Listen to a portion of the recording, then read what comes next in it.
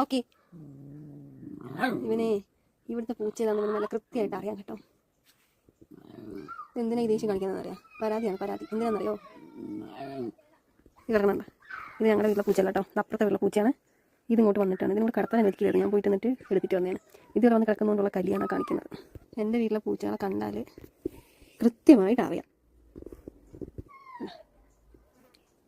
ഇനിയുണ്ട് കേട്ടോ, രണ്ടുപേരെ കാണാനില്ല. ഇവിടെ പോയി എന്ന് കണ്ടിട്ട് വല്ല പാറ്റേനെ പല്ലിനെ പിടിക്കാൻ പോയിട്ടുണ്ടാവും. ഇത്രയും പൂച്ചകൾ ഇവിടെ ഉണ്ടെങ്കിലും നന്നായിട്ട് അറിയാം ഇവിടുത്തെ പൂച്ച ചെയ്ത് അപ്പുറത്തെ പൂച്ച ചെയ്ത്. നിലവിലൊന്നും പോകുമ്പോൾ ഒന്നും ചെയ്യൂല. റോക്കി റോക്കി അവസ്ഥയാണ്. അവനിപ്പോൾ കടന്നു പോകാൻ വഴിയില്ല.